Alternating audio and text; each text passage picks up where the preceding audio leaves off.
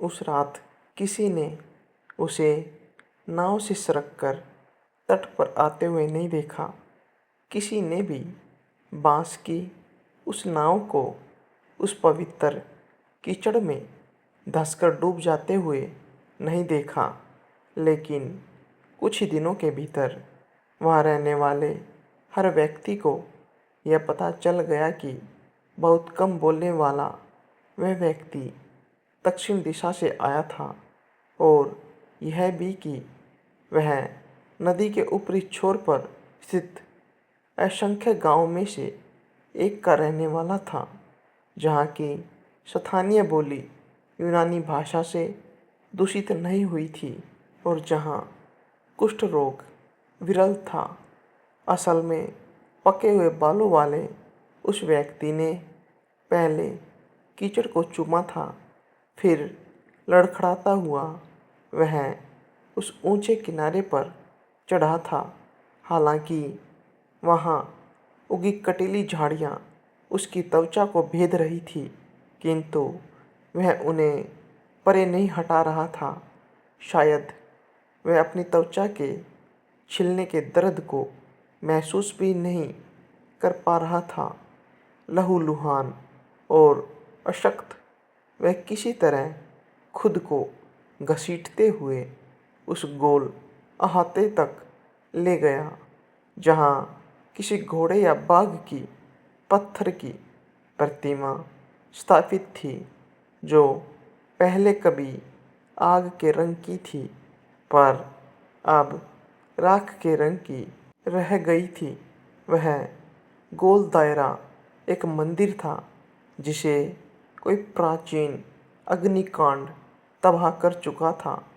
अब मलेरिया फैलाने वाले मच्छरों से भरा एक जंगल उस मंदिर की बची खुची पवित्रता को नष्ट कर रहा था, जहाँ किसी देवता की एक भगन मूर्ति भी उपेक्षित खड़ी थी। वह विदेशी उस मूर्ति के आधार के पास ही औंधा लेट गया। दूसरे दिन जब उसकी नींद खुली तो सूरज आकाश में बहुत ऊपर चढ़ आया था। बिना हैरान हुए उसने यह महसूस किया कि उसके घाव अब ठीक हो रहे थे। उसने अपनी निस्तेज आंखें बंद कर ली थी और वह सो गया। यह नींद उसे थकान की वजह से नहीं आई थी, बल्कि वह इसलिए सोया क्योंकि वह अभी और आराम करना चाहता था। वह जानता था कि उसके अपराज्य मकसद की पूर्ति के लिए यह मंदिर ही उपयुक्त स्थल था। वह यह भी जानता था कि बहती हुई नदी के किनारे थोड़ी ही दूरी पर एक और मांगलिक मंदिर के भग्नावशेष थे, जिसे पेड़ों के अंतहीन झुरमुट भी नहीं छिपा पाए थे।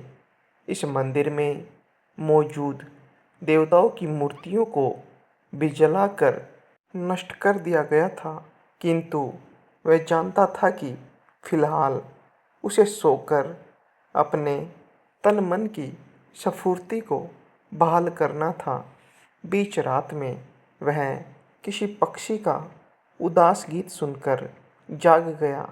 नंगे पैरों के निशान, कुछ अंजीर और गुल्लर तथा पानी से भरा एक जग अपने पास देखकर वह जान गया कि इलाके के लोगों ने उसे यहाँ सोते हुए देख लिया था। उसकी कृपा की आकांक्षा की वजह से या उसके जादू से डरकर उन्होंने उसकी नींद को बाधित नहीं किया था। हालांकि यह जानकर उसे भय की कंपकपी महसूस हुई और उसने खंडर हो चुकी दीवार में ही एक बड़ा आला ढूंढ लिया, जहाँ छिपकर उसने खुद को पत्तियों और लताओं से ढक लिया। जो मकसद उसे यहाँ लाया था उसे प्राप्त करना असंभव तो नहीं था, किंतु वह अलौकिक जरूर था। दरअसल वह आदमी के बारे में सपना देखना चाहता था। वह उस आदमी का सपना एक एक ब्यौरे की संपूर्णता में देखना चाहता था और फिर वह उस आदमी का प्रवेश वास्तविकता में कराना चाहता था। इस जादुई परियोजना ने उसकी पूरी आत्मा को निचोड़कर उसे निःशक्त बना दिया था। ऐसी स्थिति में यदि कोई उससे उसका नाम पूछता या उसके पिछले जीवन के बारे में पूछता तो शायद वह इसका भी जवाब न दे पाता। यह निर्जन और ध्वस्त मंदिर उसे अपने लिए सही जगह लगी, क्योंकि यह ज्ञात दुनिया का हस्तक्षेप नहीं के बराबर था। इलाके के किसानों का आसपास होना भी उसके लिए फ़ायदेमंद था, क्योंकि वे उसकी थोड़ी बहुत ज़रूरतों को पूरा कर सकते थे। भेंट के तौर पर दिए गए उनके चावल और फल पेट भरने में उसकी सहायता करते।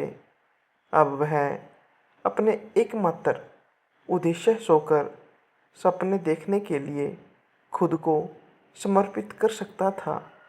शुरू में उसके सपने बेहद अव्यवस्थित थे। बाद में उसे द्वंद्वात्मक किस्म के सपने आने लगे। अजनबी ने सपना देखा कि वह एक गोल रंगभूमि के केंद्र में था, जो कि इस जले हुए मंदिर जैसा ही था। शांत छात्र सीढ़ियों पर ऐसे बैठे थे गोया वे छात्र न होकर आकाश में लटके बादल हो। अंतिम छात्रों के चेहरे कई सदियों दूर अंतरिक्ष में लटके हुए थे। हालांकि वे चेहरे बिल्कुल स्पष्ट और सही थे। वह अजनबी उन छात्रों को शरीर की रचना, ब्रह्मांड की और जादू आदि विषयों पर भाषण दे रहा था।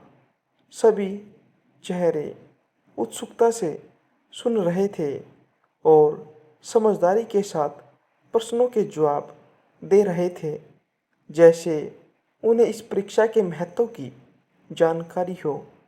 उनमें से एक का इस आभासी रूप रंग से उद्धार होना था और उसे वास्तविक विषयों का हिस्सा बनाया जाना था। वह अजनबी अपने जगह होने और सपने देखने दोनों ही अवस्थाओं में अपने आभासी छात्रों के उत्तर सुनता।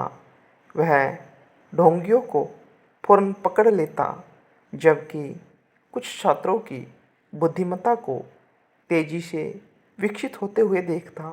वह एक ऐसे आत्मा की खोज कर रहा था जो इस ब्रह्मांड में भागीदारी के काबिल साबित हो।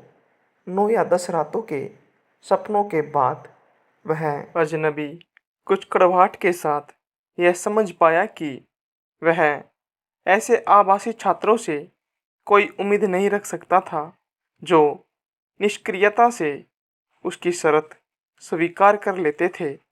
लेकिन ऐसे छात्रों से उम्मीद की जा सकती थी जो कभी कभार उसकी बातों का तार्किक खंडन करते थे। उसकी शिक्षा को ज्यों की त्यों स्वीकार कर लेने वाले कल्पित छात्र उसके स्नेह के काबिल तो थे, किंतु वे कभी भी वास्तविक व्यक्ति के स्तर तक नहीं पहुंच सकते थे।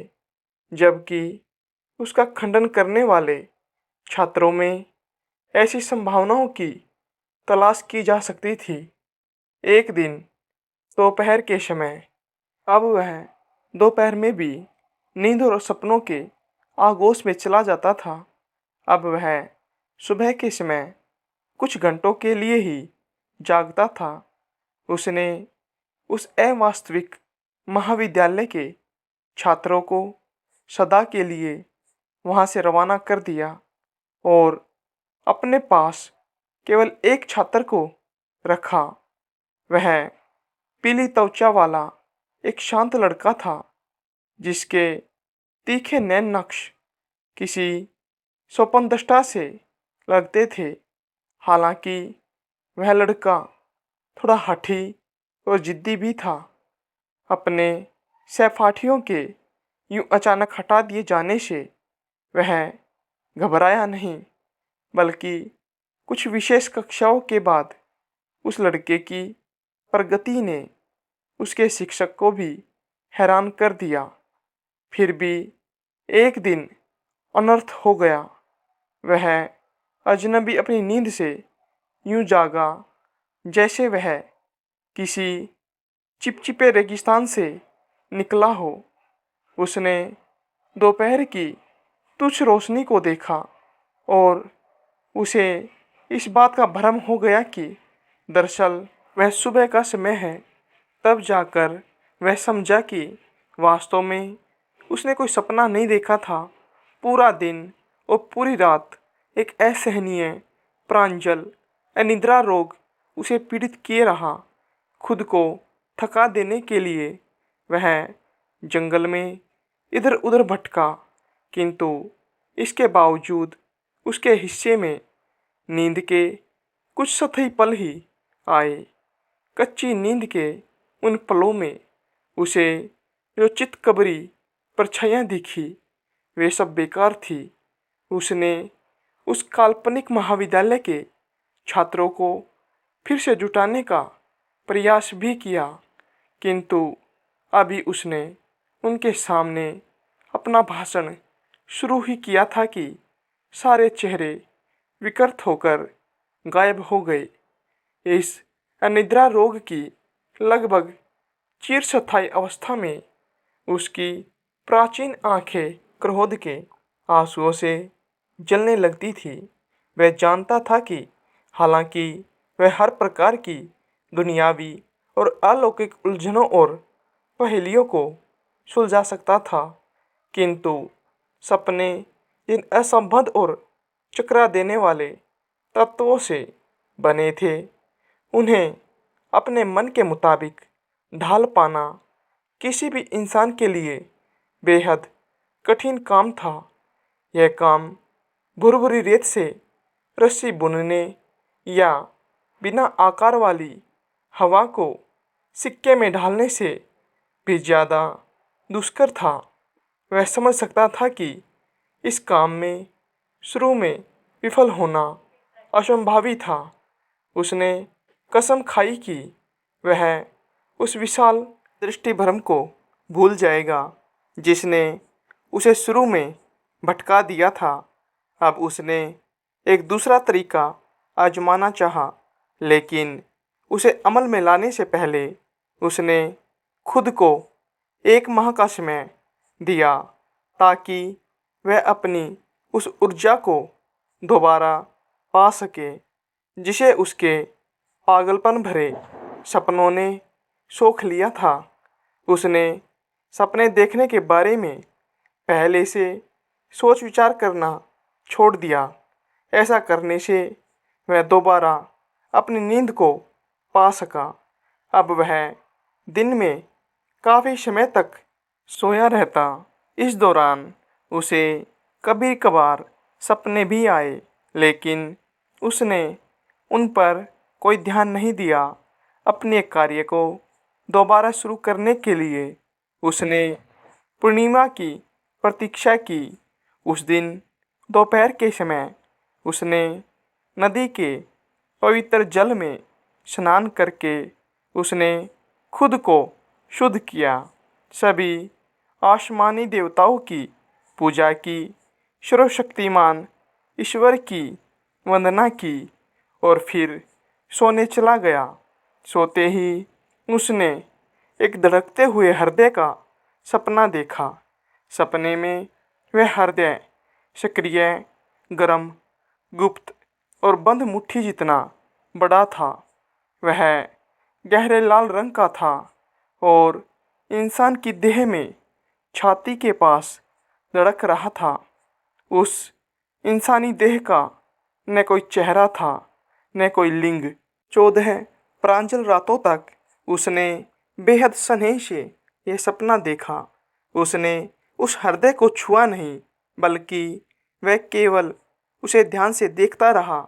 शायद आंखों से ही उसे दुरुस्त भी करता रहा।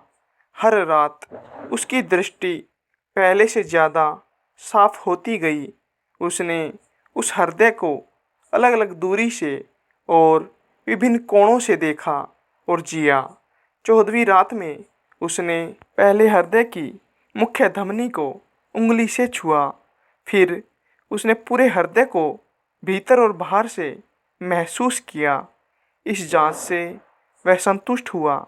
जानबूझकर एक रात उसने कोई सपना नहीं देखा। अगली रात सपने में उसने हृदय को लिया और फिर एक ग्रह के नाम का आह्वान करके उसने प्रार्थना की। फिर वह मानव शरीर के किसी अन्य मुख्य अंग का सपना देखने में व्यस्त हो गया। 1 वर्ष के भीतर ही वह कंकाल और पलकों तक पहुंच गया था। असंख्य बाल का सपना देखना सबसे कठिन काम था। जल्दी ही उसने एक संपूर्ण मनुष्य का सपना देखा। वह एक युवक था, किंतु वह युवक न हिल-डुल सकता था, न बोल सकता था, न ही अपनी आंखें खोल सकता था। हर रात वह अजनबी उस युवक को सोया हुआ देखता था। गूढ़ ज्ञानवादी सृष्टि शास्त्र के मुताबिक विश्वकर्मा लाल रंग के आदम को ठीक ठाक करके उसे खड़ा होने लायक बनाते हैं। उस अजनबी जादूगर के कई रातों की कोशिश से बना यह सपनों का आदम भी उस मिट्टी के आदम की तरह ही अनाड़ी, कच्चा और प्रारंभिक प्रयास जैसा था। एक दिन दोपहर के समय उस अजनबी ने अपनी कृति को लगभग नष्ट ही कर दिया था। हालांकि बाद में उसे अपनी इस हरकत पर पछतावा हुआ। यदि वह उसे नष्ट कर देता तो यह उसके लिए बेहतर ही होता। जब उसने पृथ्वी और नदी के देवताओं की प्रार्थना समाप्त कर ली तो वह उस मूर्ति के सामने साष्टांग दंडवत की मुद्रा में लेट गया। वह मूर्ति संभवतः किसी बाघ की थी या शायद किसी घोड़े की थी। अजनबी ने उस प्रतिमा से मदद की याचना की। उसी शाम उसने उस मूर्ति का सपना देखा। सपने में वह एक जीवित धड़कता हुआ जीव था। वह कोई ऐरा गैरा बाघ या घोड़ा नहीं था, बल्कि इन दोनों ही प्रचंड जीवों का मिश्रण था। इस जीव में सांड, गुलाब और तूफान के अंश भी समाहित थे। बहुत सारे जीवों व तत्वों से बने इस देवता ने उस अजनबी को बताया कि पृथ्वी पर उसे अग्नि के नाम से जाना जाता था और यह भी कि इस वृत्ताकार भगन मंदिर में लोगों ने यज्ञ किया था तथा पशु बलि का चढ़ावा चढ़ाया था। इस देवता ने अजनबी से यह भी कहा कि वह उसके सपनों से उपजे सोए हुए छायाभासी मानव में जादुई शक्ति से प्राण डाल देगा, जिससे उस देवता या जादूगर को छोड़कर बाकी सभी उस छायाभासी मानव को हाड़ मांस से बना जीवित इंसान मान लेंगे। देवता ने उस अजनबी जादूगर को आदेश दिया कि वह अपने छायाभासी जीव के लिए धार्मिक अनुष्ठान करे और फिर उसे थोड़ी दूर पर स्थित नदी के किनारे ही बने दूसरे भगन मंदिर में ले जाए, ताकि वहाँ ईश्वरीय चमत्कार की वजह से छायाभासी मानव पूर्णता को प्राप्त कर सके। उस अजनबी के सपने में जैसे वह छायाभासी मानव जाग गया था, अजनबी जादूगर ने आदेश का पालन किया। उसने लगभग 2 वर्ष की अवधि अपने सपनों के मनुष्य को ब्रह्मांड के रहस्य और अग्नि देवता की पूजा पद्धति के बारे में समझाने में लगा दी। हालांकि भीतर ही भीतर उसे उस आदमी से जुदाई का गम सताने लगा था। आखिर उसने अपने सपनों में उसका निर्माण किया था। वह उसे बेटे जैसा मानने लगा था। उसे ज्ञान देने के बहाने हर रोज वह अपने सपनों को और ज़्यादा समय देने लगा।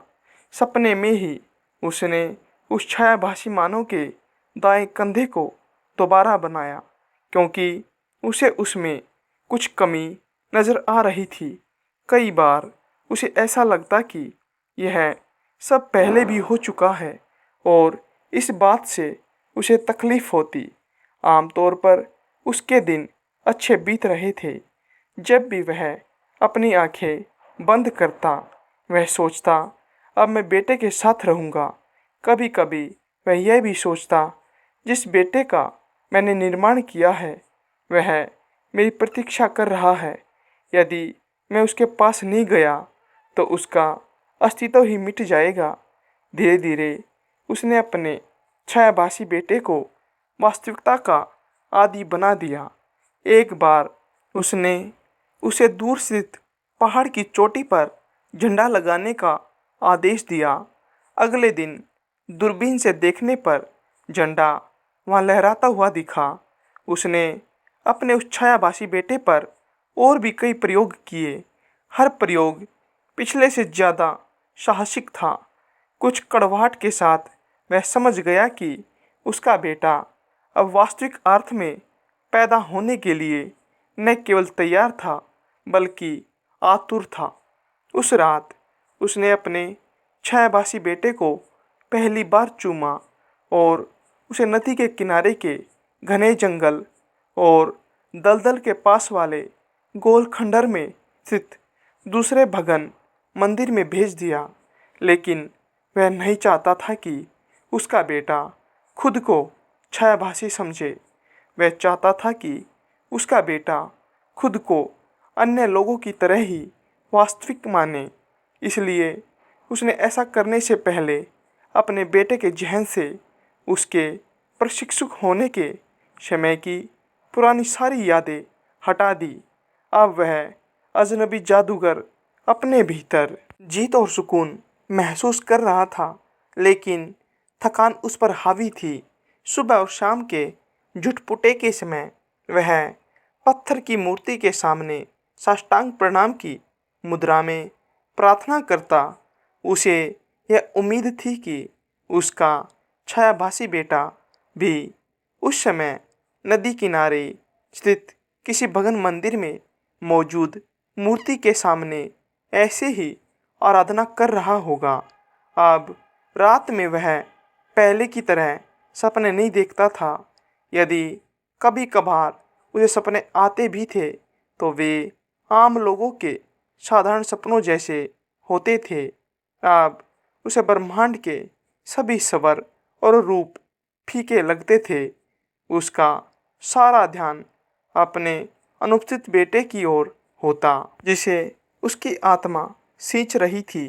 उसके जीवन का उद्देश्य पूरा हो गया। अब उसके भीतर आह्लाद भरा था।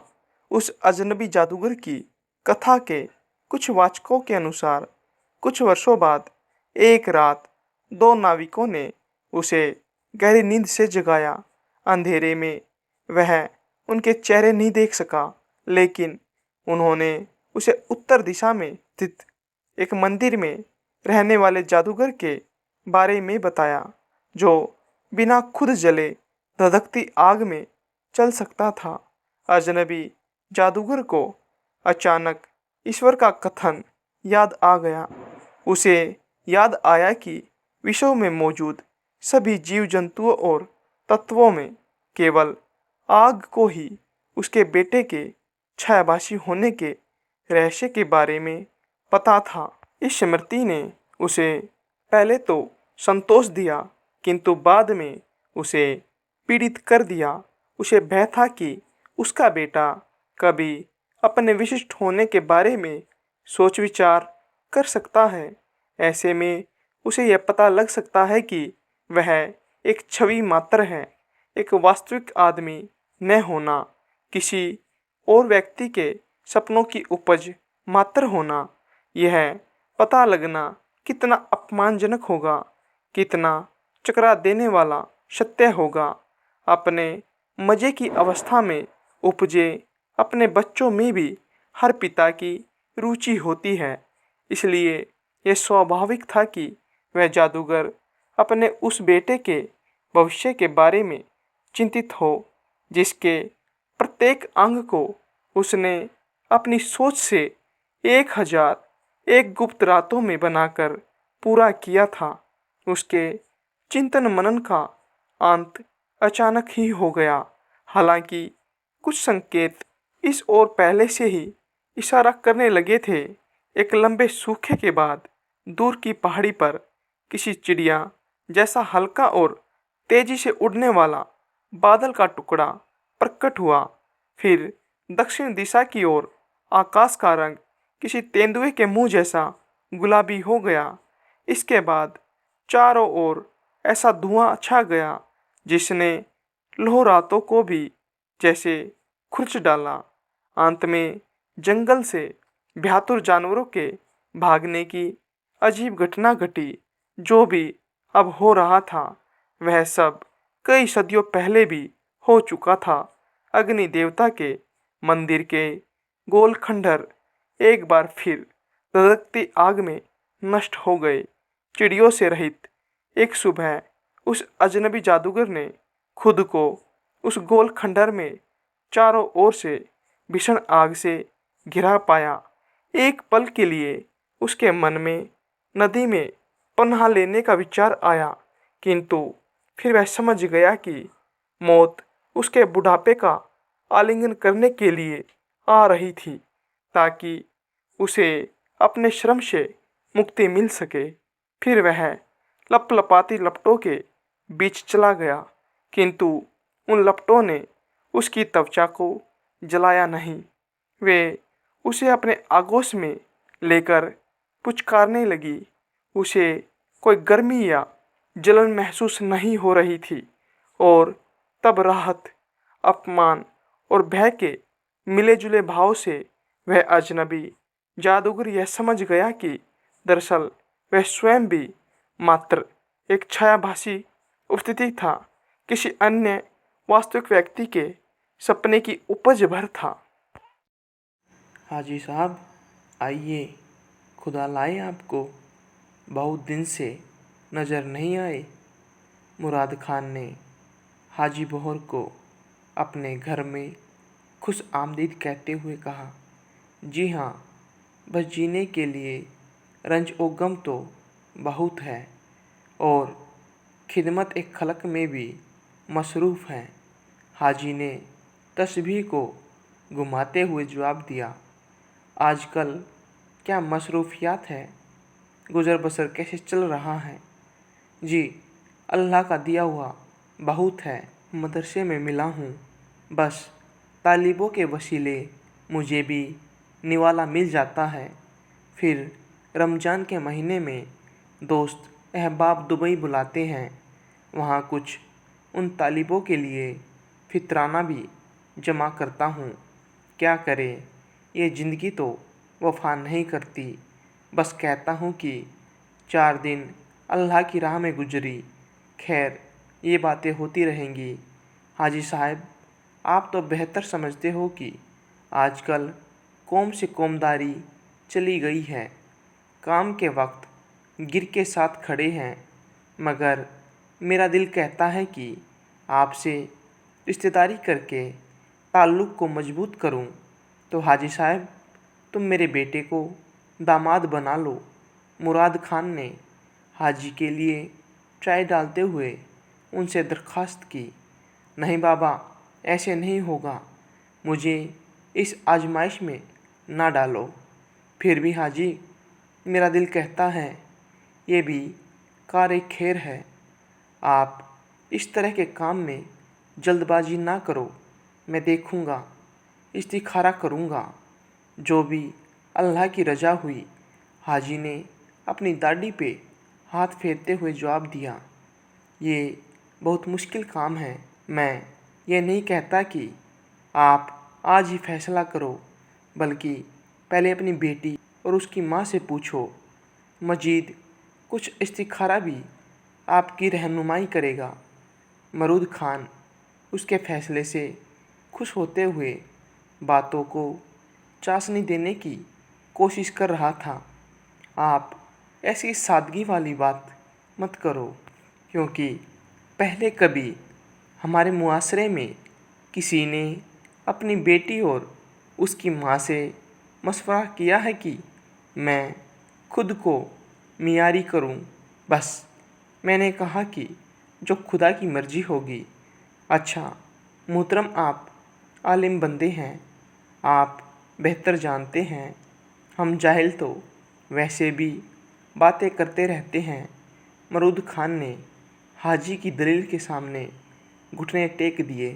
कुछ दिनों के बाद मरूद खान की बीवी मालूम करने के लिए हाजी बोहर के घर गई।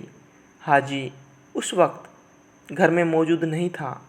उसकी बीवी से पूछा, मोहतरमा, हमने उस दिन हाजी साहब से रिश्ते के हवाले से बात की थी, उसका क्या हुआ? ऐसा नहीं हो सकता। हाजी माने या न माने, लेकिन तुम्हारा बेटा मेरी बेटी के बिल्कुल काबिल नहीं। आप इस तरह क्यों बोल रही हैं?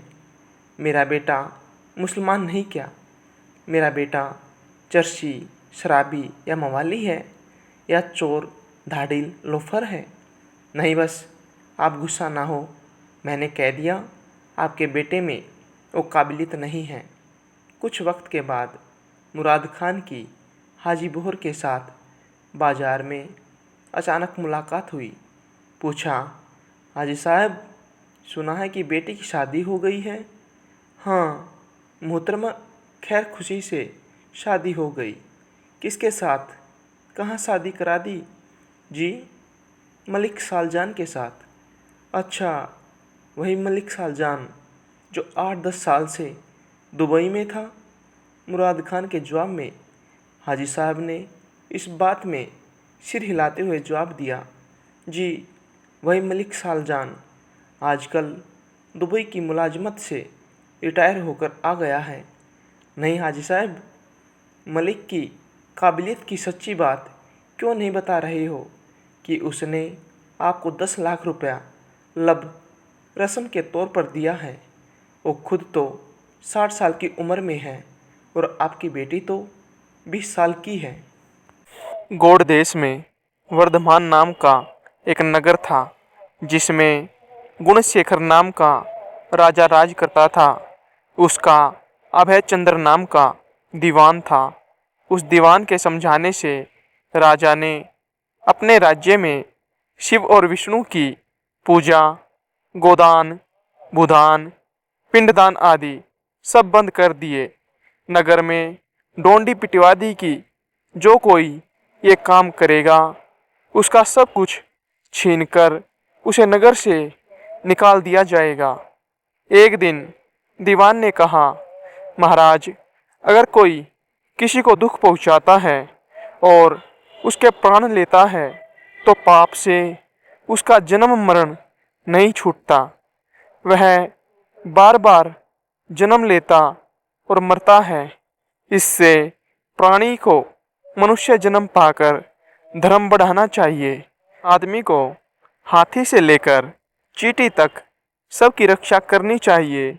जो लोग दूसरों के दुख को नहीं समझते और उन्हें सताते हैं, उनकी इस पृथ्वी पर उम्र घटती जाती है और वे लूले लंगड़े, काने बोने होकर जन्म लेते हैं। राजा ने कहा, ठीक। अब दीवान जैसा कहता, राजा वैसे ही करता।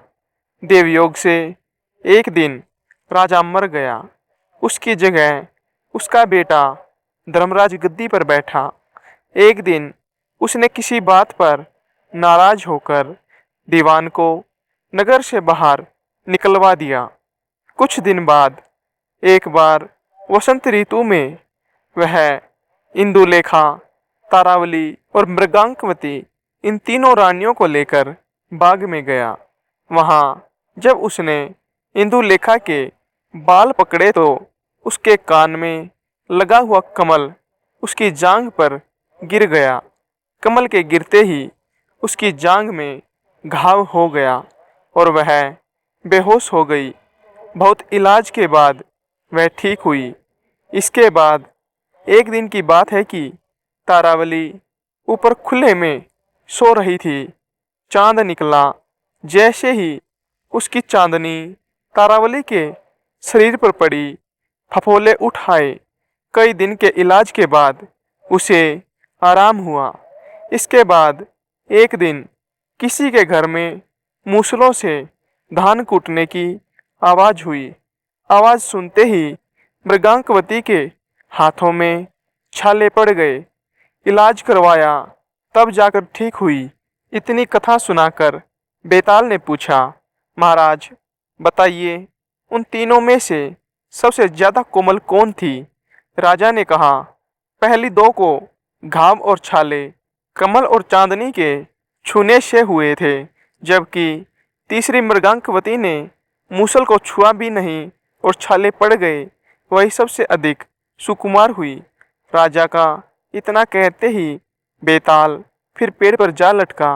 राजा दोबारा मसान में गया और जब वह उसे लेकर चला तो उसने 12वीं कहानी सुनाना शुरू किया, जो आपको अगली वीडियो में सुनने को मिलेगी। किसी जमाने में अंग देश में यशकेतु नाम का राजा था। उसका दीर्घदर्शी नाम का बड़ा ही चतुर दीवान था। राजा बड़ा विलासी था।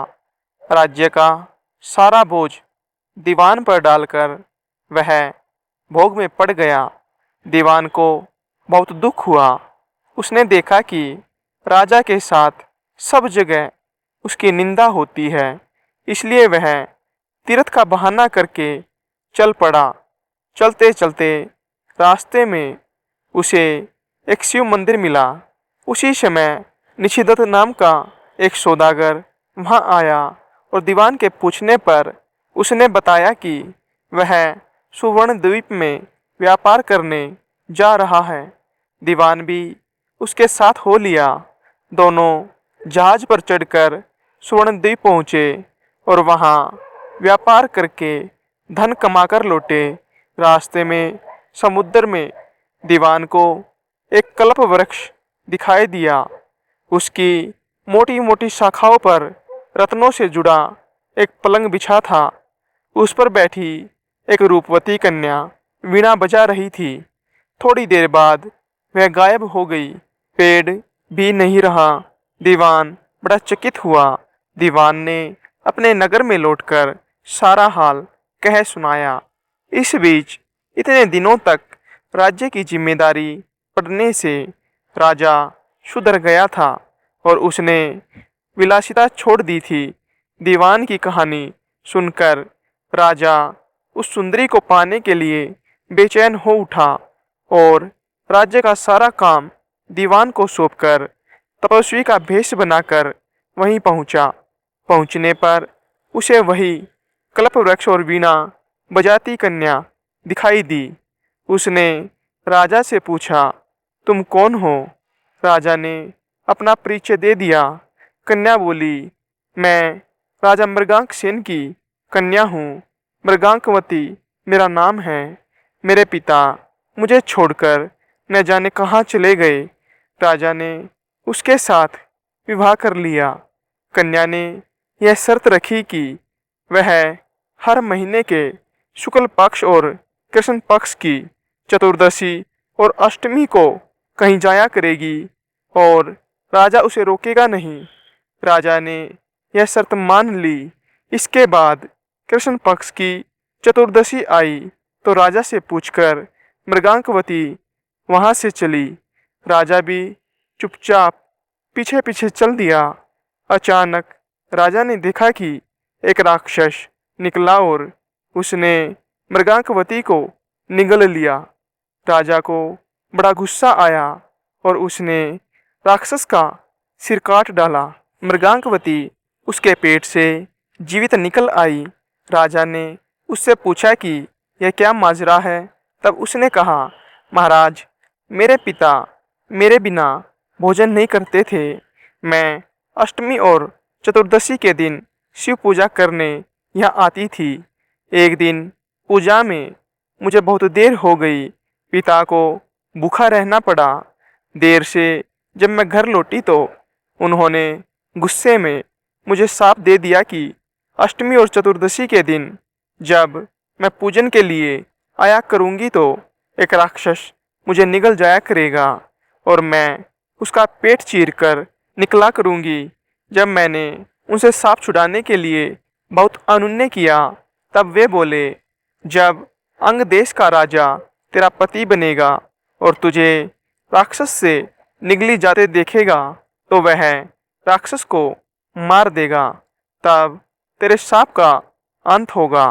इसके बाद राजा उसे लेकर नगर में आया। दीवान ने यह देखा तो उसका हृदय फट गया और वह मर गया। इतना कहकर बेताल ने पूछा, हे राजन, यह बताओ कि स्वामी की खुशी के समय दीवान का हृदय क्यों फट गया? राजा ने कहा, इसलिए कि उसे सोचा कि राजा फिर से स्त्री के चक्कर में पड़ गया है और अब फिर राज्य की दुर्दशा होगी। राजा का इतना कहना था कि बेताल फिर पेड़ पर जा लटका। राजा ने वहां जाकर फिर उसे साथ लिया तो रास्ते में बेताल 13वीं कहानी सुनाने लगा, जो आपको अगली वीडियो में सुनने को मिलेगी। बनारस में देवस्वामी नाम का एक ब्राह्मण रहता था। उसे हरिदास नाम का पुत्र था। हरिदास की बड़ी सुंदर पत्नी थी, नाम था लावण्यवती। एक दिन वे महल के ऊपर छत पर सो रहे थे कि आधी रात के समय एक गंधर्व कुमार आकाश में घूमता हुआ उधर से निकला। वह लावण्यवती के रूप पर मुग्ध होकर उसे उड़ाकर ले गया। जागने पर हरिदास ने देखा कि उसकी स्त्री नहीं है तो उसे बड़ा दुख हुआ और वह मरने के लिए तैयार हो गया। लोगों के समझाने पर वह मान गया, लेकिन यह सोचकर कि तीर्थ करने से शायद पाप दूर हो जाए और हो सकता है स्त्री भी मिल जाए, वह घर से निकल पड़ा। चलते चलते वह किसी गांव में एक ब्राह्मण के घर पहुंचा। उसे भूखा देख ब्राह्मणी ने उसे कटोरा भरकर खीर दे दी और तालाब के किनारे बैठकर खाने को कहा। हरिदास खीर लेकर एक पेड़ के नीचे आया और कटोरा वहां रखकर तालाब में हाथ मुंह धोने गया। इसी बीच एक बाज किसी सांप को लेकर उसी पेड़ पर आ बैठा और जब बाज सांप को खाने लगा तो सांप के मुंह से जहर टपककर कटोरे में गिर गया। हरिदास को कुछ पता नहीं था। वह उस खीर को खा गया। जहर का असर होने पर वह तड़पने लगा और दौड़ा दौड़ा ब्राह्मणी के पास आकर बोला, तूने मुझे जहर दे दिया है। इतना कहने के बाद हरिदास मर गया। पति ने यह देखा तो ब्राह्मणी को ब्रह्मघातिनी कहकर घर से निकाल दिया। इतना कहकर बेताल बोला, राजन, बताओ कि सांप, बाज और ब्राह्मणी इन तीनों में अपराधी कौन है? राजा ने कहा, इनमें से अपराधी कोई नहीं। सांप तो इसलिए नहीं क्योंकि वह शत्रु के वश में था। बाज इसलिए नहीं कि वह भूखा था, जो उसे मिला उसी को वह खाने लगा। ब्राह्मणी इसलिए नहीं कि उसने अपना धर्म समझकर उसे बिना जहर वाली खीर दी थी। जो इन तीनों में से किसी को दोषी कहेगा वह स्वयं दोषी होगा। इसलिए अपराधी ब्राह्मणी का पति था, जिसने बिना विचारे ब्राह्मणी को घर से निकाल दिया। इतना सुनकर बेताल फिर पेड़ पर जा लटका। राजा दोबारा उसे लेकर चला तब बेताल ने 14वीं कहानी सुनाना शुरू किया, जो आपको अगली वीडियो में सुनने को मिलेगी। अयोध्या नगरी में वीरकेतु नाम का राजा राज करता था। उसके राज्य में रतन दत्त नाम का एक साहूकार था, जिसको रतनवती नाम की एक लड़की थी। वह सुंदर थी। वह पुरुष के भेष में रहा करती थी और किसी से भी ब्याह नहीं करना चाहती थी। उसका पिता बड़ा दुखी था। इसी बीच नगर में खूब चोरियां होने लगी। प्रजा दुखी हो गई। कोशिश करने पर भी जब चोर पकड़ में न आया तो राजा स्वयं उसे पकड़ने के लिए निकला। एक दिन रात को जब राजा भेष बदलकर घूम रहा था तो उसे परकोटे के पास एक आदमी दिखाई दिया। राजा चुपचाप उसके पीछे चल पड़ा। चोर ने कहा, लगता है तुम मेरे साथी हो, आओ मेरे घर चलो। दोनों घर पहुंचे। उसे बैठाकर चोर किसी काम के लिए चला गया। इसी बीच उसकी दासी आई और बोली, तुम यहाँ क्यों आए हो? चोर तुम्हें मार डालेगा, भाग जाओ। राजा ने ऐसा ही किया। फिर उसने फौज लेकर चोर का घर घेर लिया। जब चोर ने ये देखा तो वह लड़ने के लिए तैयार हो गया। दोनों में खूब लड़ाई हुई। अंत में चोर हार गया। राजा उसे पकड़कर राजधानी में लाया और उसे सूली पर लटकाने का हुक्म दे दिया। संयोग से रत्नवती ने उसे देखा तो वह उस पर मोहित हो गई। पिता से बोली, मैं इसके साथ ब्याह करूंगी, नहीं तो मर जाऊंगी। पर राजा ने उसकी बात न मानी और चोर को सूली पर लटका दिया। सूली पर लटकने से पहले चोर पहले तो खूब रोया, फिर खूब हंसा। रत्नवती वहां पहुंच गई और चोर के सिर को लेकर सती होने के लिए चिता में बैठ गई। उसी समय देवी ने आकाशवाणी की, मैं तेरी पति भक्ति से प्रसन्न हूँ, जो चाहे सो मांग। रत्नवती ने कहा, मेरे पिता का कोई पुत्र नहीं है, इसलिए ऐसा वर दीजिए कि उनको 100 पुत्र हो। देवी ने कहा, यही होगा, और कुछ मांगो। वह बोली, मेरा पति जीवित हो जाए। देवी ने उसे जीवित कर दिया। दोनों का विवाह हो गया। राजा को जब यह मालूम हुआ तो उन्होंने चोर को अपना सेनापति बना लिया। कहानी सुनाकर बेताल ने पूछा, राजन, यह बताओ कि सूली पर लटकने से पहले चोर जोर जोर से क्यों रोया और फिर क्यों हंसते हंसते मर गया?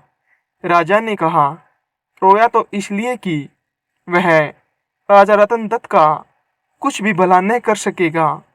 हंसा इसलिए कि रत्नवती बड़े बड़े राजाओं और धनिकों को छोड़कर उस पर मुग्ध होकर मरने को तैयार हो गई। स्त्री के मन की गति को कोई नहीं समझ सकता। इतना सुनकर बेताल गायब होकर पेड़ पर जा लटका। राजा फिर वहां गया और उसे लेकर चला तो रास्ते में उसने 15वीं कहानी सुनाना शुरू किया, जो आपको अगली वीडियो में सुनने को मिलेगी। नेपाल देश में शिवपुरी नामक नगर में यशकेतु नामक राजा राज करता था। उसे चंद्रप्रभा नाम की रानी और शशि प्रभा नाम की लड़की थी। जब राजकुमारी बड़ी हुई तो एक दिन वसंत उत्सव देखने बाग में गई। वहां एक ब्राह्मण का लड़का आया हुआ था। दोनों ने एक दूसरे को देखा और प्रेम करने लगे। इसी बीच एक पागल हाथी वहां दौड़ता हुआ आया। ब्राह्मण का लड़का राजकुमारी को उठाकर दूर ले गया और हाथी से बचा दिया। शशि प्रभा महल में चली गई, पर ब्राह्मण के लड़के के लिए व्याकुल रहने लगी। उधर ब्राह्मण के लड़के की भी बुरी दशा थी। वह एक सिद्ध गुरु के पास पहुंचा और अपनी इच्छा बताई। उसने एक योग गुटिका अपने मुंह में रखकर ब्राह्मण का रूप बना लिया और एक गुटिका ब्राह्मण के लड़के के मुंह में रखकर उसे सुंदर लड़की बना दिया। राजा के पास जाकर कहा, मेरा एक ही बेटा है, उसके लिए मैं इस लड़की को लाया था, पर लड़का न जाने कहाँ चला गया। आप इसे यहाँ रख ले, मैं लड़के को ढूंढने जाता हूँ, मिल जाने पर इसे ले जाऊंगा। सिद्ध गुरु चला गया और लड़की के भेष में ब्राह्मण का लड़का राजकुमारी के पास रहने लगा। धीरे धीरे दोनों में बड़ा प्रेम हो गया। एक दिन राजकुमारी ने कहा, मेरा दिल बड़ा दुखी रहता है। एक ब्राह्मण के लड़के ने पागल हाथी से मेरे प्राण बचाए थे। मेरा मन उसी में रमा है। इतना सुनकर उसने गुटिका मुंह से निकाल ली और लड़के के रूप में आ गया।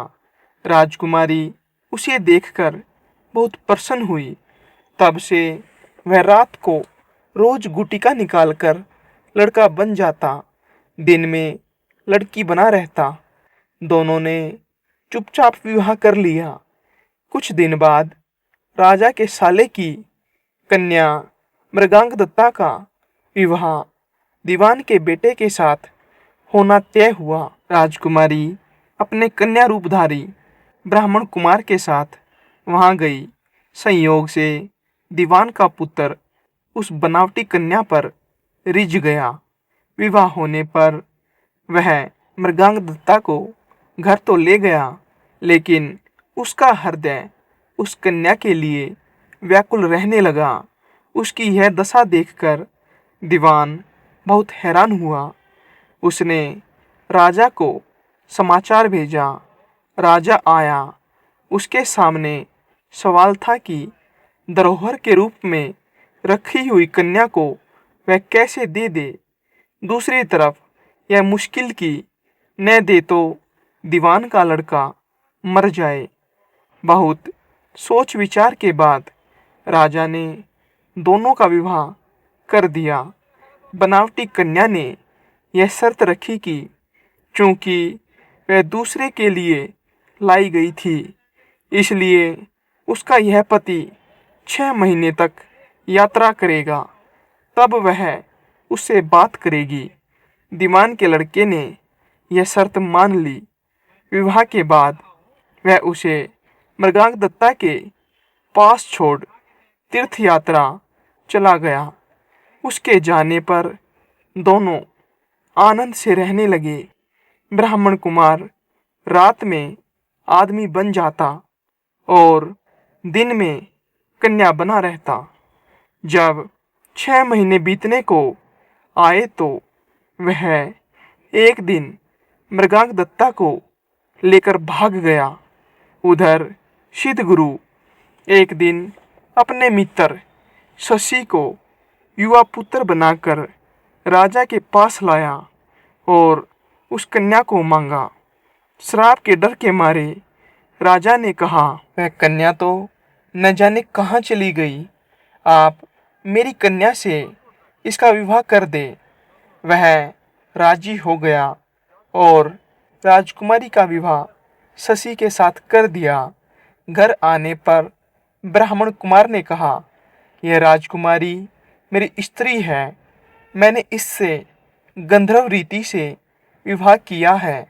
शशि ने कहा, यह मेरी स्त्री है, क्योंकि मैंने सबके सामने विधि पूर्वक ब्याह किया है। बेताल ने पूछा, राजकुमारी दोनों में से किसकी पत्नी है? राजा ने कहा, मेरी राय में वह शशि की पत्नी है, क्योंकि राजा ने उसी से सबके सामने विधि पूर्वक विवाह किया था। ब्राह्मण कुमार ने तो चोरी से ब्याह किया था।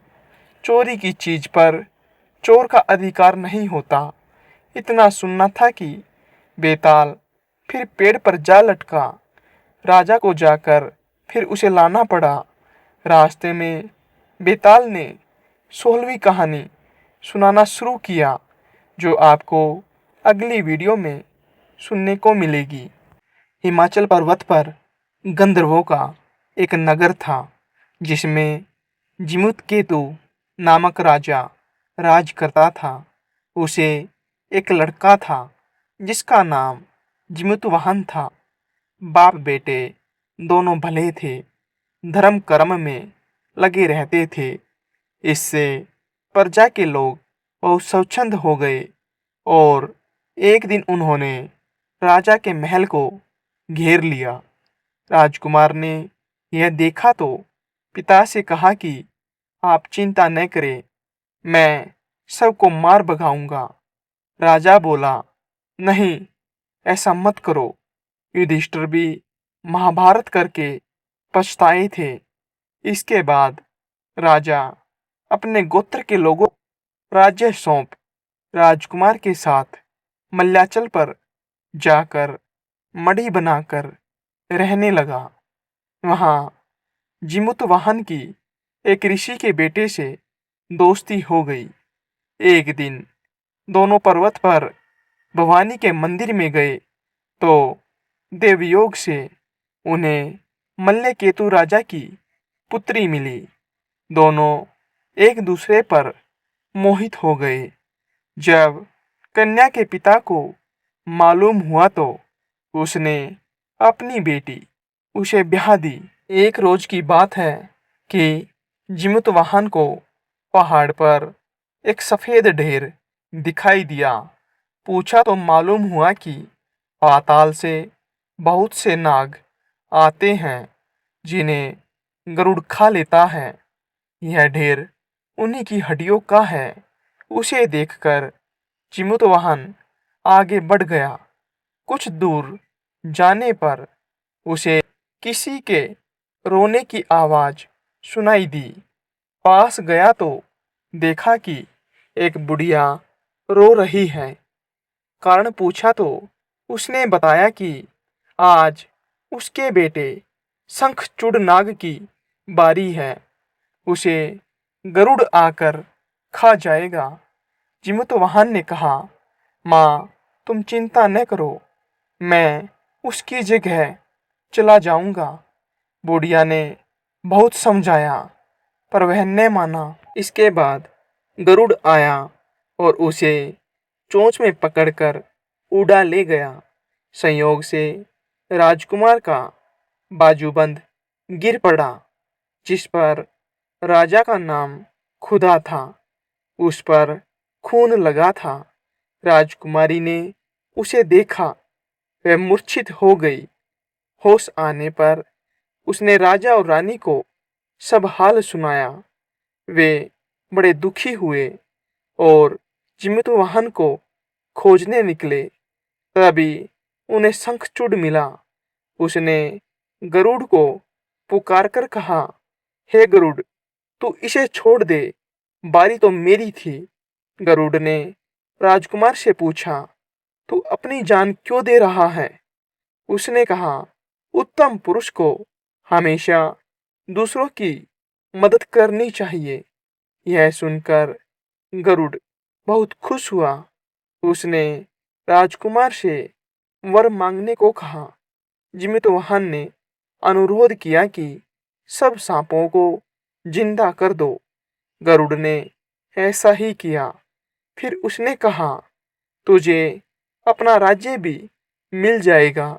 इसके बाद वे लोग अपने नगर को लौट आए। लोगों ने राजा को फिर गद्दी पर बैठा दिया।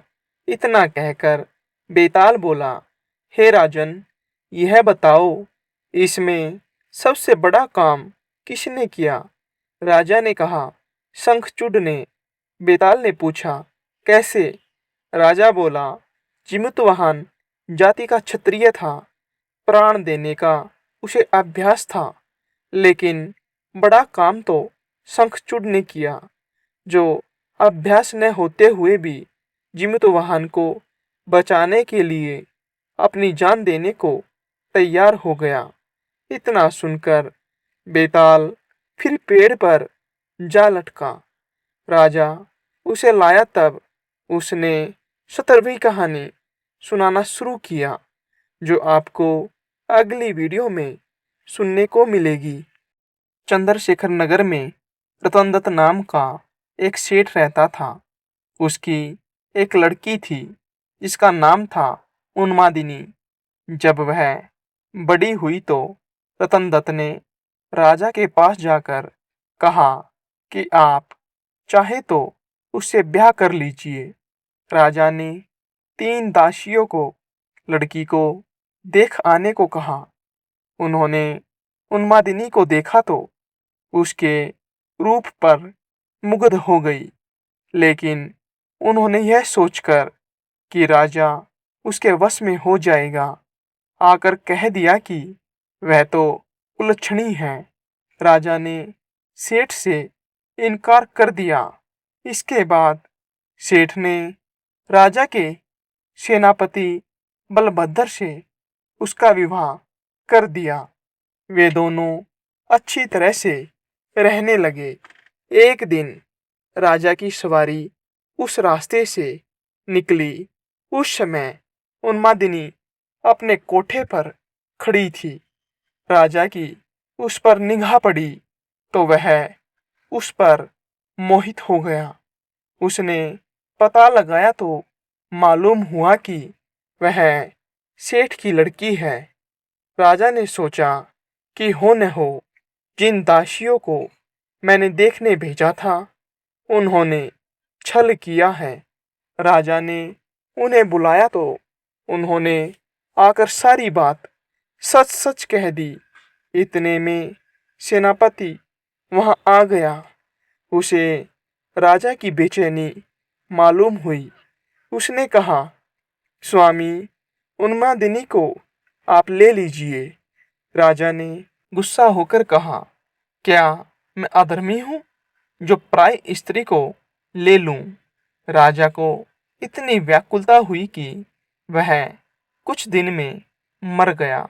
सेनापति ने अपने गुरु को सब हाल सुनाकर पूछा कि अब मैं क्या करूं? गुरु ने कहा, सेवक का धर्म है कि स्वामी के लिए जान दे दे। राजा की चिता तैयार हुई। सेनापति वहां गया और उसमें कूद पड़ा। जब उन्मादिनी को यह बात मालूम हुई तो वह पति के साथ जल जाना धर्म समझकर चिता के पास पहुंची और उसमें जाकर भस्म हो गई। इतना कहकर बेताल ने पूछा, विक्रम, बताओ, सेनापति और राजा में कौन अधिक साहसी था? विक्रम ने कहा, राजा अधिक साहसी था, क्योंकि उसने राजधर्म पर दृढ़ रहने के लिए उन्मादिनी को उसके पति के कहने पर भी स्वीकार नहीं किया और अपने प्राणों को त्याग दिया। सेनापति कुलीन सेवक था। अपने स्वामी की भलाई में उसका प्राण देना अचरज की बात नहीं। असली काम तो राजा ने किया। प्राण छोड़कर भी राजधर्म नहीं छोड़ा। राजा का यह उत्तर सुनकर बेताल फिर पेड़ पर जा लटका। राजा उसे पुण्य पकड़ कर लाया। तब उसने 18वीं कहानी सुनाना शुरू किया, जो आपको अगली वीडियो में सुनने को मिलेगी। उज्जैन नगरी में महासेन नाम का राजा राज करता था। उसके राज्य में वासुदेव शर्मा नाम का एक ब्राह्मण रहता था, जिसे गुणाकर नाम का बेटा था। गुणाकर बड़ा जुहारी था। वह अपने पिता का सारा धन जुए में हार गया। ब्राह्मण ने उसे घर से निकाल दिया। वह दूसरे नगर में पहुंचा। वहां उसे एक योगी मिला। उसे हैरान देखकर उसने कारण पूछा तो उसने सब बता दिया। योगी ने कहा, लो, पहले कुछ खा लो, गुणाकर ने जवाब दिया, मैं ब्राह्मण का बेटा हूँ, आपकी भिक्षा कैसे खा सकता हूँ। इतना सुनकर योगी ने सिद्धि को याद किया। वह आई। योगी ने उससे अवगत करने को कहा।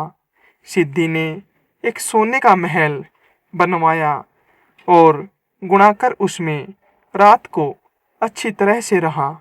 सवेरे उठते ही उसने देखा कि महल आदि कुछ भी नहीं है।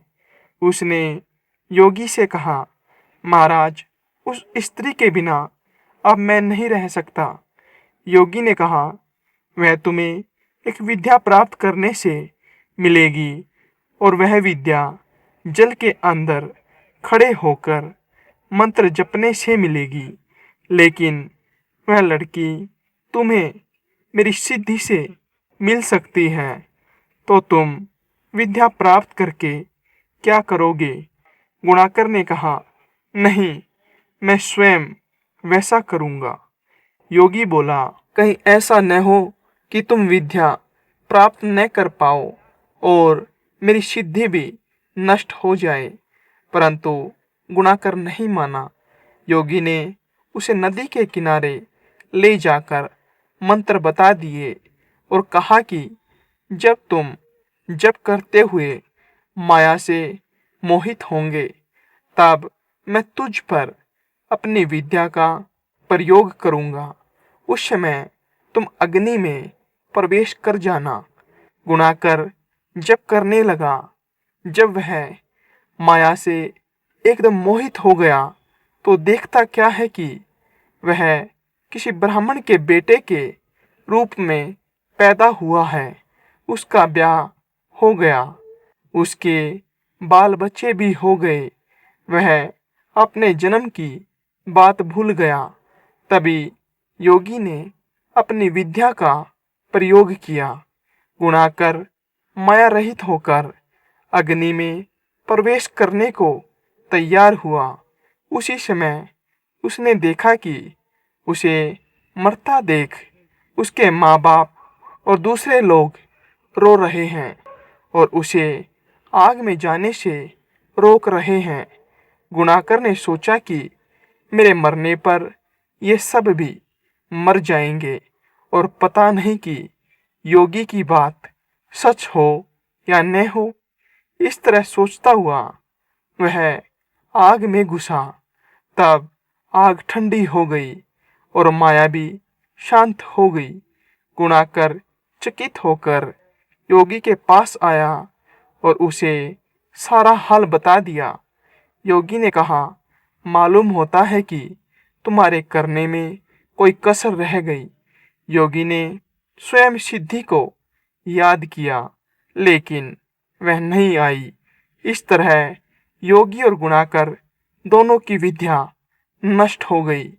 इतनी कथा कहकर बेताल ने पूछा, राजन, यह बताओ कि दोनों की विद्या क्यों नष्ट हो गई? राजा बोला, इसका जवाब साफ है।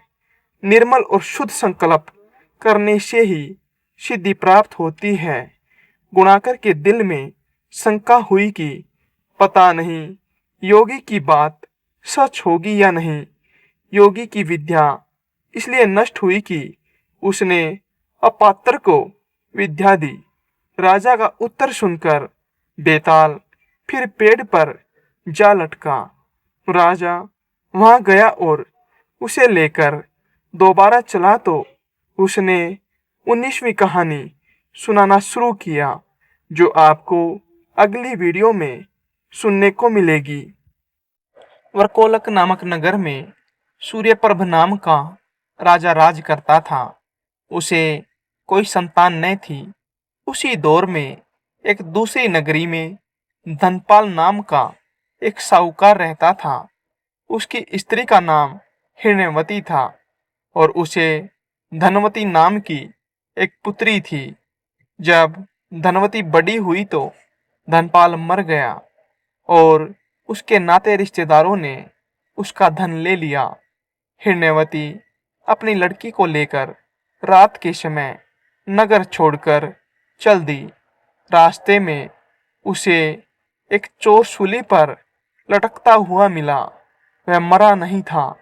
उसने हिरण्यवती को देखकर अपना परिचय दिया और कहा, मैं तुम्हें 1000 अशर्फियाँ दूंगा।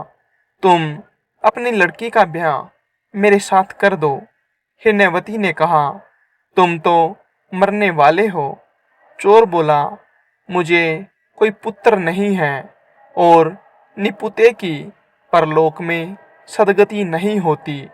अगर मेरी आज्ञा से और किसी से भी इससे पुत्र पैदा हो जाएगा तो मुझे सदगति मिल जाएगी। हिरण्यवती ने लोभ के वश होकर उसकी बात मान ली और धनवती का ब्याह उसके साथ कर दिया।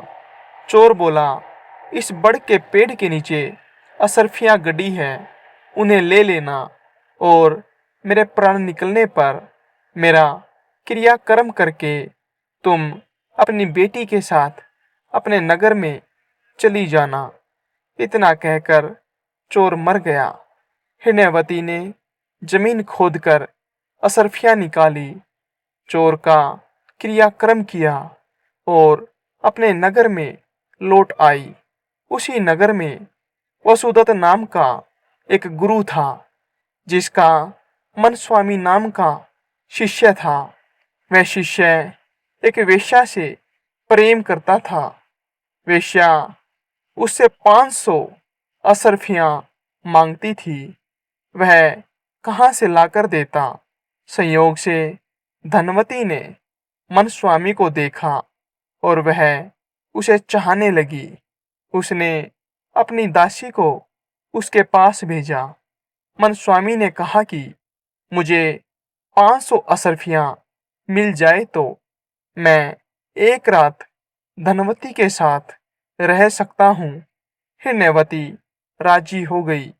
उसने मनस्वामी को 500 अशर्फियाँ दे दी। बाद में धनवती से एक पुत्र उत्पन्न हुआ। उसी रात शिवाजी ने सपने में उन्हें दर्शन देकर कहा, तुम इस बालक को 1000 अशर्फियों के साथ राजा के महल के दरवाजे पर रख आओ। माँ बेटी ने ऐसा ही किया। उधर शिवाजी ने राजा को सपने में दर्शन देकर कहा, तुम्हारे द्वार पर किसी ने धन के साथ लड़का रख दिया है, उसे ग्रहण करो।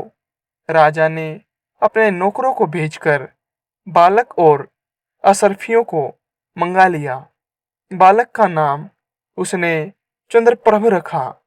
जब वह लड़का बड़ा हुआ तो उसे गद्दी सौंपकर राजा काशी चला गया और कुछ दिन बाद मर गया। पिता के ऋण से उऋण होने के लिए चंद्रप्रभ तीर्थ करने निकला। जब वह घूमते हुए गया कूप पहुंचा और पिंडदान किया तो उसमें से 3 हाथ एक साथ निकले। चंद्रप्रभ ने चकित होकर ब्राह्मणों से पूछा कि किसको पिंड दूं। उन्होंने कहा, लोहे की कील वाला चोर का हाथ है, पवित्री वाला ब्राह्मण का और अंगूठी वाला राजा का। आप तय करो कि किसको देना है। इतना कहकर बेताल बोला, राजन, तुम बताओ कि उसने किसको पिंड देना चाहिए। राजा ने कहा, चोर को, क्योंकि उसी का वह पुत्र था। मनस्वामी उसका पिता इसलिए नहीं हो सकता कि वह तो एक रात के लिए पैसे से खरीदा हुआ था। राजा भी उसका पिता नहीं हो सकता क्योंकि उसे बालक को पालने के लिए धन मिल गया था। इसलिए चोर ही पिंड का अधिकारी है। इतना सुनकर बेताल फिर पेड़ पर जा लटका। राजा दोबारा उसे लेकर चला। तब उसने 20वीं कहानी सुनाना शुरू किया, जो आपको अगली वीडियो में सुनने को मिलेगी। चित्रकूट नगर में एक राजा रहता था। एक दिन वह शिकार खेलने जंगल में गया। घूमते घूमते वह रास्ता भूल गया और अकेला रह गया। थककर वह एक पेड़ की छाया में लेटा कि उसे एक ऋषि कन्या दिखाई दी। उसे देखकर राजा उस पर मोहित हो गया। थोड़ी देर में ऋषि स्वयं आ गए। ऋषि ने पूछा, तुम यहाँ कैसे आए हो? राजा ने कहा, मैं शिकार खेलने आया हूँ। ऋषि बोले, बेटा, तुम क्यों जीवों को मारकर पाप कमाते हो? राजा ने वादा किया कि मैं अब कभी शिकार नहीं खेलूंगा। खुश होकर ऋषि ने कहा, तुम्हें जो मांगना हो मांग लो। राजा ने ऋषि कन्या मांगी और ऋषि ने खुश होकर दोनों का विवाह कर दिया। राजा जब उसे लेकर चला तो रास्ते में एक भयंकर राक्षस मिला। बोला, मैं तुम्हारी रानी को खाऊंगा। अगर चाहते हो कि वह बच जाए तो 7 दिन के भीतर एक ऐसे ब्राह्मण पुत्र का बलिदान करो जो अपनी इच्छा से खुद को दे। और उसे मारते समय उसके माता पिता उसके हाथ पैर पकड़े। डर के मारे राजा ने उसकी बात मान ली। वह अपने नगर को लौटा और अपने दीवान को सब हाल कह सुनाया। दीवान ने कहा, आप परेशान न हो, मैं उपाय करता हूँ। इसके बाद दीवान ने 7 वर्ष के बालक की सोने की मूर्ति बनवाई और उसे कीमती गहने पहनाकर नगर नगर और गांव गांव घुमवाया। यह कहलवा दिया कि जो कोई 7 वर्ष का ब्राह्मण का बालक खुद को बलिदान के लिए देगा और बलिदान के समय उसके माँ बाप उसके हाथ पैर पकड़ेंगे, उसी को यह मूर्ति और 100 गांव मिलेंगे। यह खबर सुनकर एक ब्राह्मण बालक राजी हो गया। उसने माँ बाप से कहा, आपको बहुत से पुत्र मिल जाएंगे। मेरे शरीर से राजा की भलाई होगी और आपकी गरीबी मिट जाएगी। माँ बाप ने मना किया पर बालक ने हठ करके उन्हें राजी कर लिया। माँ बाप बालक को लेकर राजा के पास गए। राजा उन्हें लेकर राक्षस के पास गया। राक्षस के सामने माँ बाप ने बालक के हाथ पैर पकड़े और राजा उसे तलवार से मारने को हुआ। उसी समय बालक बड़े जोर से हंस पड़ा। इतना कहकर बेताल बोला, हे राजन, यह बताओ कि वह बालक क्यों हंसा? राजा ने फौरन उत्तर दिया, इसलिए कि डर के समय हर आदमी रक्षा के लिए अपने माँ बाप को पुकारता है। माता पिता न हो तो पीड़ितों की मदद राजा करता है। राजा न कर सके तो आदमी देवता को याद करता है। पर यहाँ तो कोई भी बालक के साथ न था। माँ बाप हाथ पकड़े हुए थे। राजा तलवार लिए खड़ा था और राक्षस भक्षक हो रहा था। ब्राह्मण का लड़का परोपकार के लिए अपना शरीर दे रहा था। इसी हर्ष से और अचरज से वह हंसा। इतना सुनकर बेताल फिर से पेड़ पर जा लटका। विक्रम दोबारा उसे लेकर चला। तब बेताल ने 21वीं कहानी सुनाना शुरू किया, जो आपको अगली वीडियो में सुनने को मिलेगी। विशाला नाम की नगरी में पद्मनाभ नाम का राजा राज करता था। उसी नगर में अर्थदत्त नाम का एक साहूकार रहता था। अर्थदत्त को अनंगमंजरी नाम की एक सुंदर कन्या थी। उसका विवाह साहूकार ने एक धनी साहूकार के पुत्र मणिवर्मा के साथ कर दिया। मणिवर्मा पत्नी को बहुत चाहता था, पर पत्नी उसे प्यार नहीं करती थी। एक बार मणिवर्मा कहीं गया। पीछे अनंगमंजरी की राजपुरोहित के लड़के कमलाकर पर निगाह पड़ी तो वह उसे चाहने लगी। पुरोहित का लड़का भी लड़की को चाहने लगा।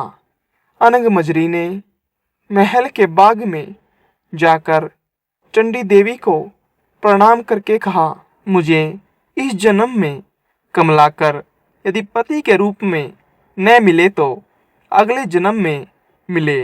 यह कहकर वह अशोक के पेड़ से दुपट्टे की फांसी बनाकर मरने को तैयार हो गई। तभी उसकी सखी आ गई और उसे यह वचन देकर ले गई कि कमलाकर से मिला देगी। दासी सवेरे कमलाकर के यहाँ गई और दोनों के बगीचे में मिलने का प्रबंध कर आई। कमलाकर आया और उसने अनंग मजरी को देखा। वह बेताब होकर मिलने के लिए दौड़ा। मारे खुशी के अनंग मजरी के हृदय की गति रुक गई और वह मर गई। उसे मरा देखकर कमलाकर का भी दिल फट गया और वह भी मर गया। उसी समय मणिवर्मा आ गया और अपनी स्त्री को पराये आदमी के साथ मरा देखकर बड़ा दुखी हुआ। वह स्त्री को इतना चाहता था कि उसका वियोग न सहने से उसके भी प्राण निकल गए। चारों ओर हाहाकार मच गया। चंडी देवी प्रकट हुई और उसने सबको जीवित कर दिया। इतना कहकर बेताल बोला, राजन, यह बताओ कि इन तीनों में से ज्यादा विराग में अंधा कौन था? राजा ने कहा, मेरे विचार में मणिवर्मा था, क्योंकि वह अपनी पत्नी को पराये आदमी को प्यार करते देखकर भी शोक से मर गया। अनंग मजरी और कमलाकर तो अचानक मिलने की खुशी से मरे। उसमें अचरज की कोई बात नहीं थी। राजा का जवाब सुनकर बेताल फिर पेड़ पर जा लटका। राजा दोबारा उसे लेकर चला। तब बेताल 22वीं कहानी सुनाने लगा, जो आपको अगली वीडियो में सुनने को मिलेगी। कुसुमपुर नगर में एक राजा राज्य करता था। उसके नगर में एक ब्राह्मण था जिसे 4 बेटे थे। बेटे के बड़े होने पर ब्राह्मण मर गया और ब्राह्मणी उसके साथ सती हो गई। उनके रिश्तेदारों ने उनका धन छीन लिया। वे चारों भाई नाना के घर चले गए, लेकिन कुछ दिन बाद वहाँ भी उनके साथ बुरा व्यवहार होने लगा। तब सब ने मिलकर सोचा कि कोई विद्या सीखनी चाहिए। यह सोचकर चारों 4 दिशाओं में चल दिए। कुछ समय बाद वे विद्या सीखकर मिले। एक ने कहा, मैंने ऐसी विद्या सीखी है कि मैं मरे हुए प्राणी की हड्डियों पर मांस चढ़ा सकता हूँ। दूसरे ने कहा, मैं उसके खाल और बाल पैदा कर सकता हूँ। तीसरे ने कहा, मैं उसके सारे अंग बना सकता हूँ। चौथा बोला, मैं उसमें जान डाल सकता हूँ। फिर वे अपनी विद्या की परीक्षा लेने जंगल में गए। वहाँ उन्हें एक मरे हुए शेर की हड्डियाँ मिली। उन्होंने उसे बिना पहचाने ही उठा लिया। एक ने मांस डाला, दूसरे ने खाल और बाल पैदा किए, तीसरे ने सारे अंग बनाए और चौथे ने उसमें प्राण डाल दिए। शेर जीवित हो उठा और सबको खा गया। यह कथा सुनाकर बेताल बोला, हे राजा, बताओ कि उन चारों में शेर बनाने का अपराध किसने किया?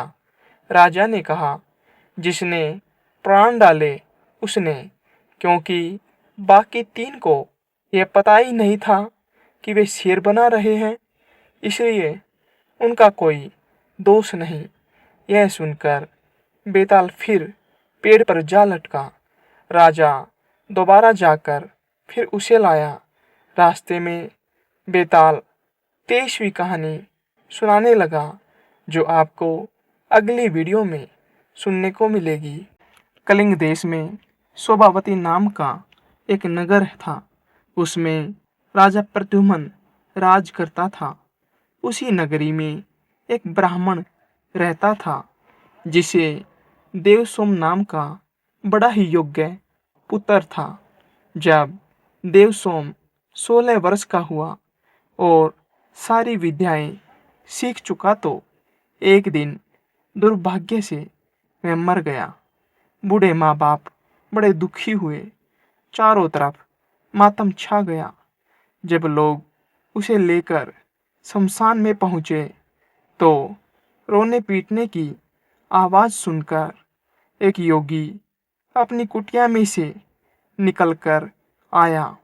पहले तो वह खूब जोर से रोया, फिर खूब हंसा, फिर योग बल से अपना शरीर छोड़कर उस लड़के के शरीर में घुस गया। लड़का उठ खड़ा हुआ। उसे जीता देखकर सब बड़े खुश हुए। वह लड़का वहीं तपस्या करने लगा। इतना कहकर बेताल बोला, राजन, यह बताओ कि योगी पहले क्यों रोया, फिर क्यों हंसा? राजा ने कहा, इसमें क्या बात है?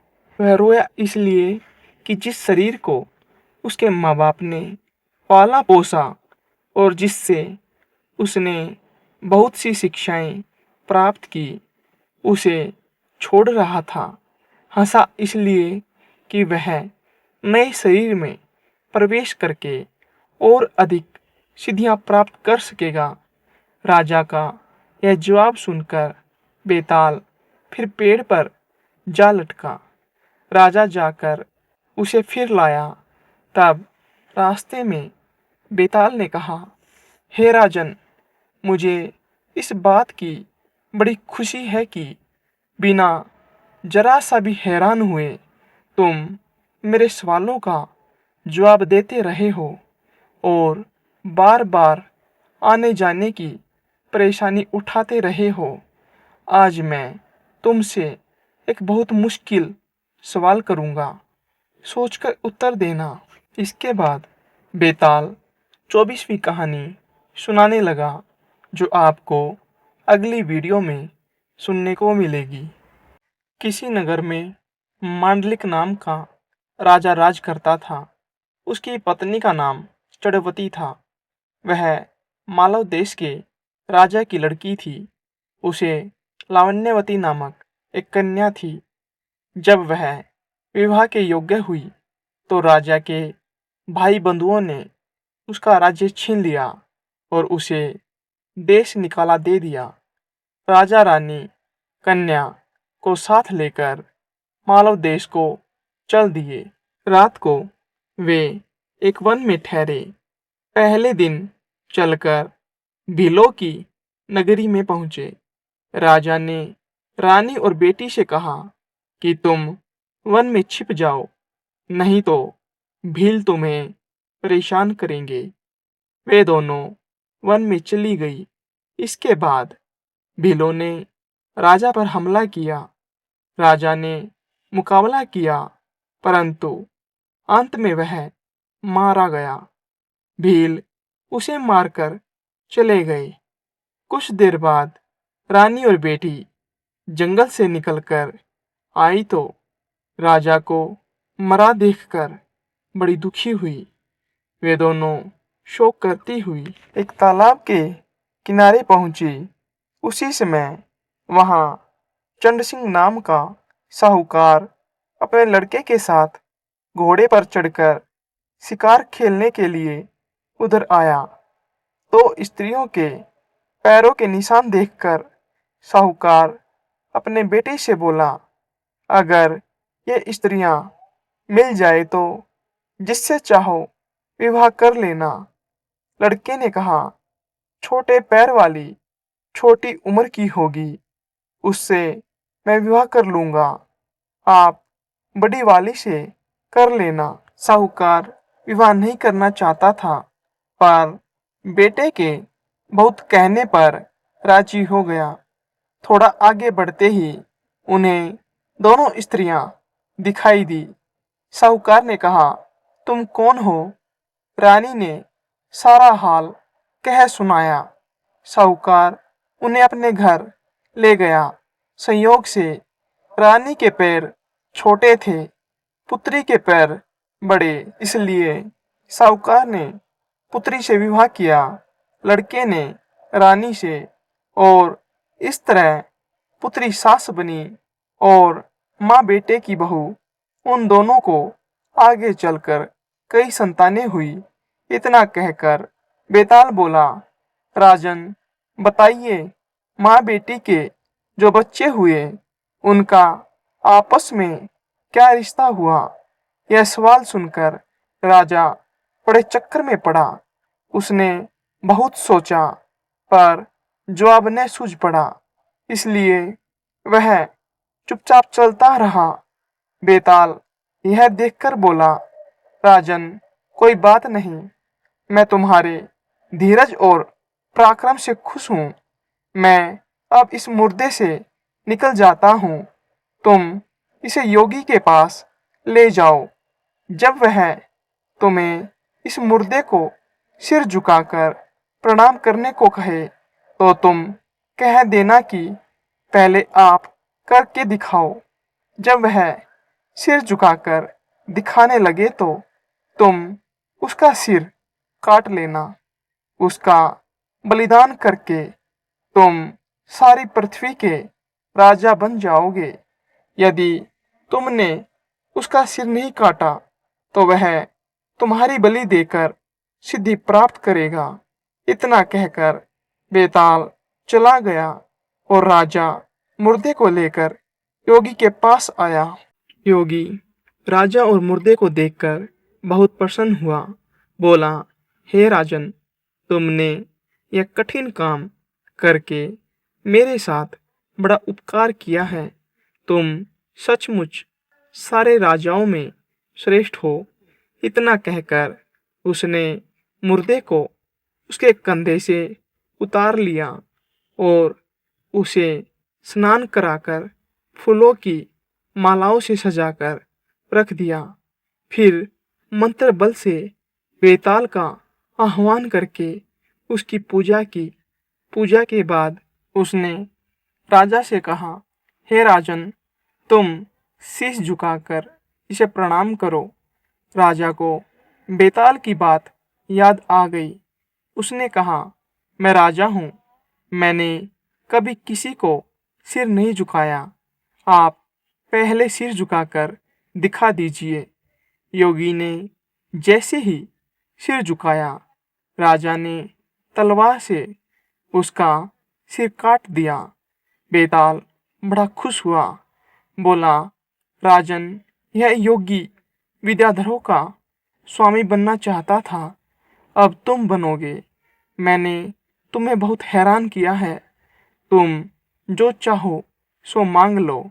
राजा ने कहा, अगर आप मुझसे खुश हैं तो मेरी प्रार्थना है कि आपने जो 24 कहानियाँ सुनाई, वे और 25वीं यह सारे संसार में प्रसिद्ध हो जाए और लोग इन्हें आदर से पढ़े। बेताल ने कहा, ऐसा ही होगा।